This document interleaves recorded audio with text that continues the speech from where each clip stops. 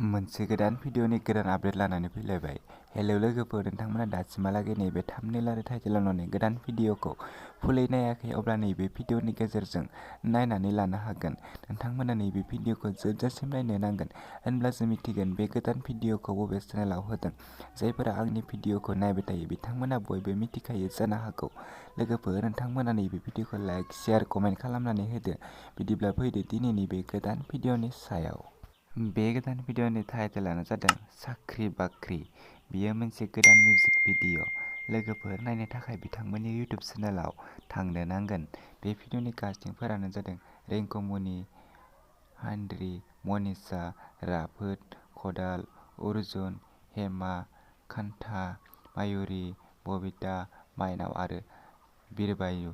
लोगोफोर, नोंथांमोना दासिमहालागै बिथांमोननि नैबे गोदान मिउजिक भिडिअखौ फुलै नायाखै अब्ला बिथांमोननि इउटिउब चेनेलाव थांनानै बे गोदान भिडिअखौ नायनानै लाहैनो हागोन। बे भिडिअनि मेथाइखौ रोजाबदों लैथोमा। बिथांमोननि नैबे गोदान मिउजिक भिडिअआ जोबोरैनो मोजां जादों। बे भिडिअनि DOPआनो जादों क्लिन्टन आरो नैबे भिडिअनि DOCआनो जादों माइकेल मुसाहारि। दासिमहालागै फुलै नायाखै अब्ला बिथांमोननि बुरैफोर प्रडाक्सन इउटिउब चेनेलाव थांनानै बिथांमोननि नैबे गोदान मिउजिक भिडिअखौ नायनानै लाहैनो हागोन।